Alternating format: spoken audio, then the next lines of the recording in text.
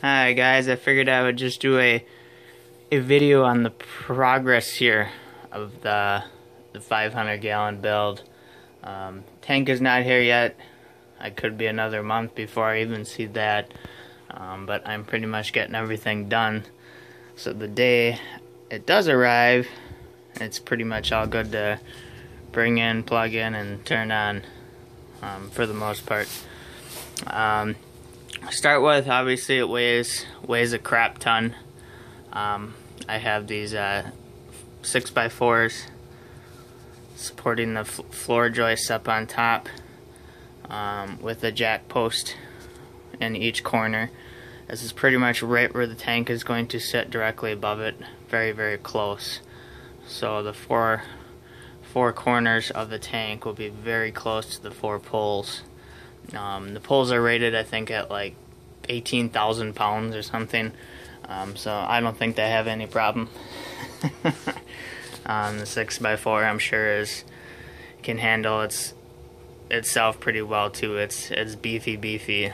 I did have to shim a couple of them, as you can see. Like this house is ancient. Some of the boards are not perfect and they're already crooked. I can see a shim in that one because it wasn't making contact, but now it's nice and tight.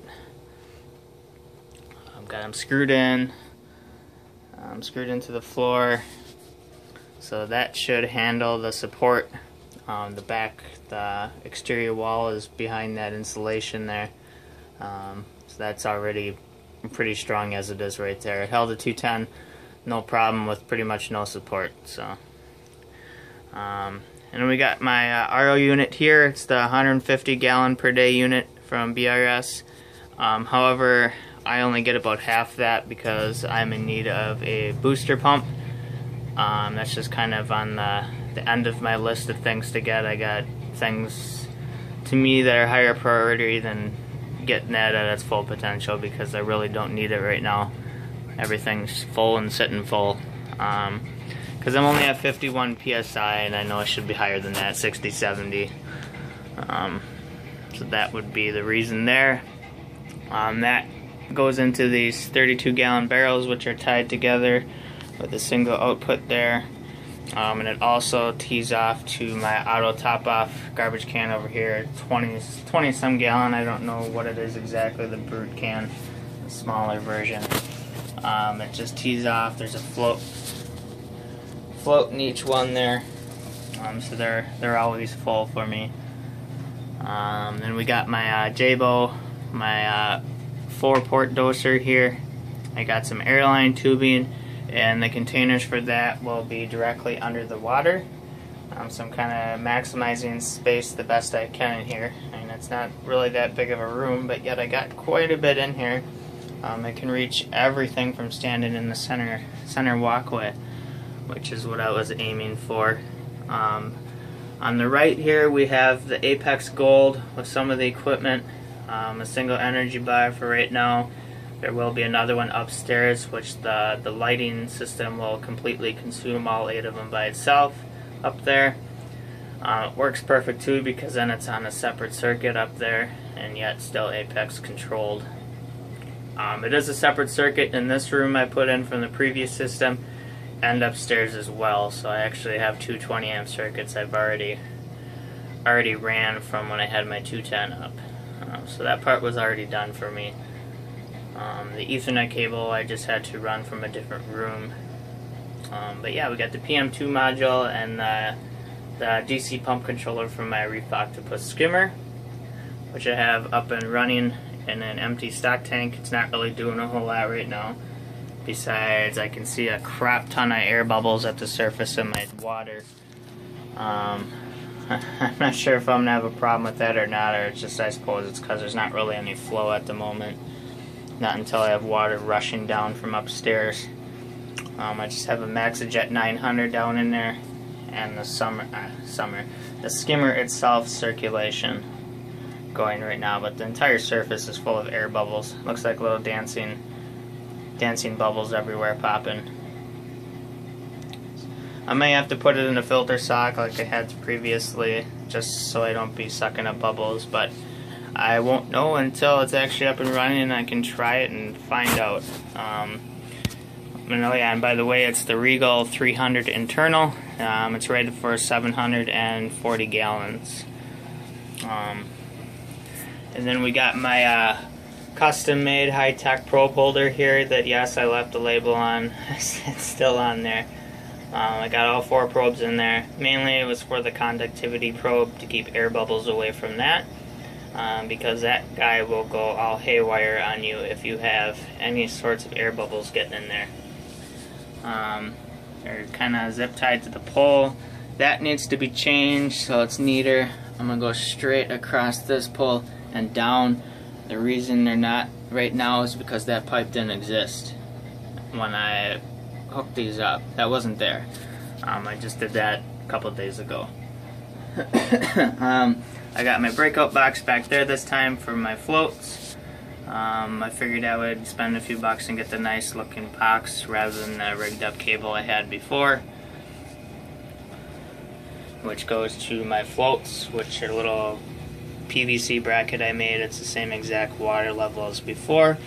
I may have to drop the water level, which means I'd have to redo my little bracket a bit to get them to drop. But at the same time, the tank has siphon brakes pretty much instantly on it. So I'm not really sure how much water is going to come back down here. All I can do is once again try it and find out.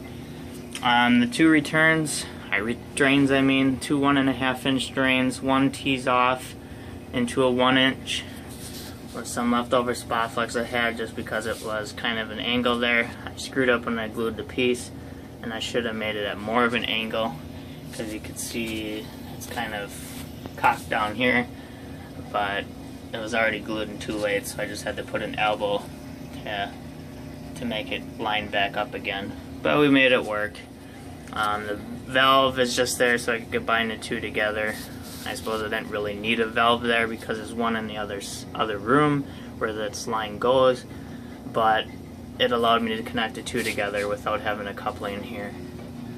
And that just feeds the cistern room where there's a 65 stock tank, 27, and a 75 gallon glass tank in there as well. The only one I have plans for at the moment would be the 65, and that would be for a refugium. And then we have a 1.5 inch drain, which is coming through the hole there, which I will probably extend this to modify this guy up so it ends up in the bin as well, because it's kind of a bad spot to be right next to my probes with water flying in there. But I just didn't get to it yet. I'm working on it. Kind of similar to what I did last time. I had a much larger Rubbermaid type of container. It was fairly thin and weak, and I drilled holes in it, which made it even more flimsy. I mean, it worked, but I did have to reseat it every now and then because it would start caving in and falling off and things like that. But it gives me really good aeration. Not that the skimmer doesn't already, but I did the same thing before and it worked great, so I figured I might as well do it again. It doesn't hurt. Water will be rushing in through here and then spraying out all the holes and getting lots of aeration at the same time. Then I fill it with bio balls, which are submerged, so it's more like live rock. It's not out of the water, so you don't have a nitrate problem, which is typical with that stuff. I do have more, but I just have to wait until water's actually flowing, because that water level should rise quite a bit, because there should be a lot of water coming down, and I should be able to get the rest of my bio balls in there, or however many I can. I may not get them all, but the more the better. I have it zip tied to a crate underneath so it can't fall off and move, and I have a fairly large piece of rock in there just weighing it down. With my 2 300 watt Jagger heaters, I know it's not enough for all that water, but for just this tank alone it's overkill. I kind of ran them through the holes. I did the same thing with this one, so they're up in the air so water makes easy contact all the way around. I'm just kind of experimenting with that to see how it compares to just laying on the bottom. I would assume it would be more efficient at heating this way rather than laying on the bottom, which the water doesn't make quite as good of contact all the way around the heater. So I'm just kind of watching my apex graphs. Like in the center of this crate holding the skimmer, I have a piece of PVC which is pretty much supporting the weight of the skimmer, because I'm sure I would have the same problem as last time. After a while that just caves in, but that shouldn't happen. That's pretty much it for that. This is a new stock tank because the other one cracked. Just over the weekend I noticed it. I came down here and it was all wet underneath my wooden stand. And by the way, the purpose of that stand is just to keep it off the cold floor. That's really all I made it for, because the concrete is very, very, very cold. So I figured that would just help to keep the water just a little bit warmer. It may not do a lot, but it was just an idea that popped in my head when I originally put one in here. But anyways, instead of having the bulkhead at the very bottom like I did before, it's really curved down there. And I think I kind of compromised the overall structure of it by having it there. Plus the line coming out of it, it was like angling down towards the floor, so I had to have it raised like that in the long run anyways, otherwise I would have been screwed. Now it's much more straight. It still angles a little bit, but it's a very slight amount compared to what it was. And I think it shouldn't crack now. We should be all good. Even though the other one was there for, I don't know, 4 years, but still. On the stock little plug there, I thought about drilling that out to put the bulkhead, but I wasn't comfortable with there being enough clearance to actually get the bulkhead in there, because it's got the big lip around it.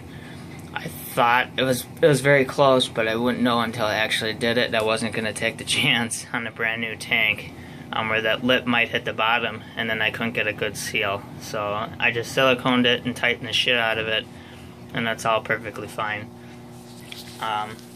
Painted a little piece of 2x4 for support there. I'll probably actually put like a clamp over it so it can't actually move. And then that just runs into my Hammerhead Barracuda pump, which I installed the Barracuda impeller in, because it's still more than enough flow. At the head height I'll be running roughly 11-12 feet. Still plenty of flow, and yet cuts off about a third of the electrical cost. And if I have to valve it any, even more. This whole output line here with the spot flex was all previously done from before, so that was cool. I just had to cut the end off and put that elbow on. The 45, not my preferred, but that's what I did. And then that goes over into did I say 45? That's a 90, not a 45.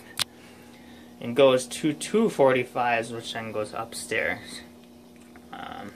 This garbage can here works out as planned. I made just enough room to fit this in here. This is my saltwater storage, 44 gallons I think. This is just for my auto water changes that this thing will do every single day. I just have to keep this bin with pre-mixed salt water in it, and then through some Apex programming and some Maxijet pumps and my floor drain and a siphon break, we can do automated water changes, and it works perfect. I just do small amounts every single day rather than screwing around with these huge water changes and I have to heat the water and blah blah blah. This way it's all cold and good to go, and super easy. That floor drain is a dream. I think that pretty much covers it in here. That light needs to be replaced. It takes 2-3 times to fire up. Could just replace the ballast and only one side works. But really, I need like a moisture resistant one that's covered for it in here. Because even up there, it still actually develops some rust, and it's going to hell. I'm sure the colder weather don't help either. And then the cistern room here, this is to be up and running. That's a 75 gallon, and then a 27 gallon, which was my refugium, and then I had a 65 gallon here. This is going to be my refugium. I threw some sand in here that's all dried out. I see some darker spots. I'm just going to hand pick them out and just throw them away in the garbage can, just because I just don't want that crap in there. So anything I see that's dark, I throw it out. There's just a return, or actually it's the drain from upstairs coming in here. Feeds off to all the tanks, so pretty much to start with I'll just be opening that first one. And then the 1.5 inch drain just runs back there, and it's at a slight downward angle, very slight. But yeah, I think that's pretty much it. I mean, this room hasn't changed at all. It's still exactly the same. It's 3 separate stands I made them in this room because I don't think I could have got them in here otherwise. And then I just combined them all together. And for the tops, I use 2x6s. So it's just a whole bunch of 2x6s making the tops. That way I can put the stock tanks and whatever pretty much anywhere. And I don't have to worry about it falling through. It's plenty strong. I got some BRS stuff down there. I got some more stuff there. Clear jugs are completely full. I got some more in there and a dual reactor. I don't know if I'm going to use a dual reactor, if it's really going to do anything for this large of a system. It might just be kind of stupid. I really don't know. GFO, I'm not even going to bother with that crap this time around. I didn't think it really did anything for me, and it's ungodly expensive. I'm going to go another route and dose vinegar or vodka or something like that, instead using my 4th dosing head. But yeah, thanks for watching.